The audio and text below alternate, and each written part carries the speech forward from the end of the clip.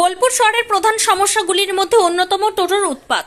বেসরকারি পরিসংখ্যান অনুযায়ী বোলপুর শহরে প্রতিদিন প্রায় 12,000 টোটো চলাচল করে, যার ফলে শহরের প্রত্যেকটি ব্যস্ত রাস্তা ও দিনের অধিকাংশ সময় যানজটে ভুগতে হয় শহরবাসীকে।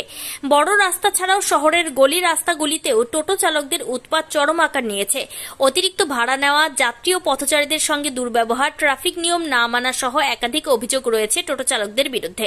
অধিকাংশ টোটো চালক ব্যস্ত রাস্তায় সামনে পেছনে না দেখে বাঁক নিয়ে নেওয়ার কারণে প্রায় দিনই দুর্ঘটনা ঘটছে।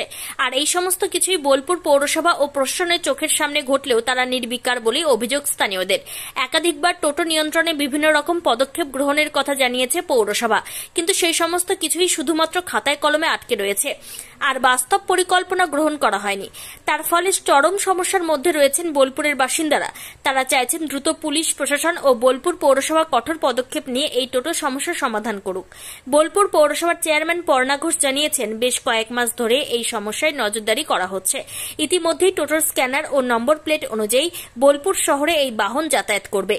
বোলপুর পার্শ্ববর্তী গ্রামাঞ্চল থেকে কয়েক হাজার টোটো প্রতিদিন শহরে আসে। তাদের শহরের বাইরে আটকে দেওয়ার ব্যবস্থাও করা হচ্ছে। একদম হচ্ছে না, তারা ছাড়ছেও না, তাদেরকে বলার পরেও তারা তর্ক বিতর্ক করছে। কি বলছেন এই টোটো নিয়ে? আমাদের বোলপুর শহরে যারা আছে টোটো ইউনিয়ন এবং আমাদের বোর্ড অফ কাউন্সিলর সবাই তৎপরতার সঙ্গেই বিষয়টি লক্ষ্য রাখছে, এবং আপনারাও শুনেছেন যে জোর বিজোর সংখ্যাও করে দেওয়া হয়েছে, কিউআর বোর্ড লাগিয়ে রাখা হয়েছে।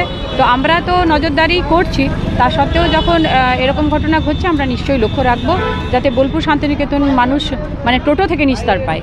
কিছু কিছু চালক বলছে তারা পৌরসভা থেকে কিউআর দিয়েছে, তার ফলেও বাইরে থেকে টোটো নিয়ে এসে এখানে। দেখুন, এটা তো পুরোটাই মানুষের ব্যাপার। মানুষকেও তো একটু সচেতনতা অবলম্বন করতেই হয়, যে একটা নিয়মের বাইরে আমরা যাব না কেন।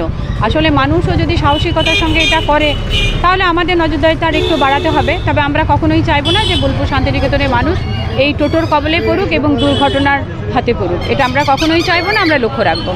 শহরে টোটোর উপদ্রব বেড়েছে প্রচণ্ড পরিমাণে, যেখানে পাচ্ছে সেখানে দাঁড়িয়ে যাচ্ছে। কি বলছেন আপনি সাধারণ মানুষকে?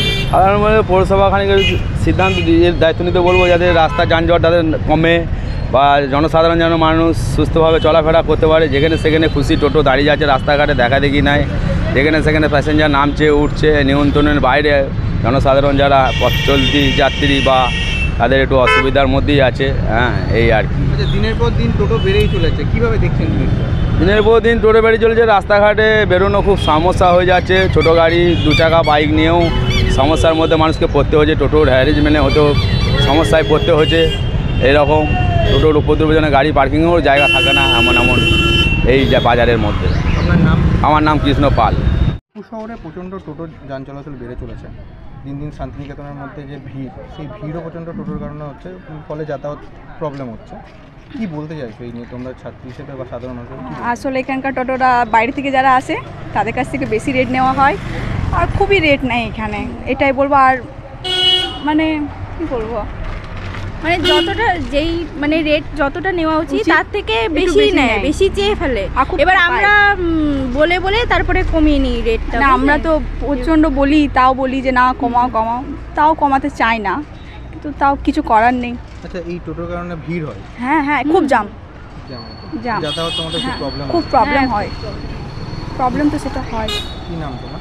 আমার নাম হচ্ছে রিনি বাদ্যকর। আপনার নাম? অর্পিতা সরকার। বোলপুর শহরে প্রচণ্ড টোটো যান চলাচল করছে, প্রচণ্ড তাদের দাদাগিরিও বেড়েছে, তাদের রেটও বেড়ে যাচ্ছে প্রচণ্ড।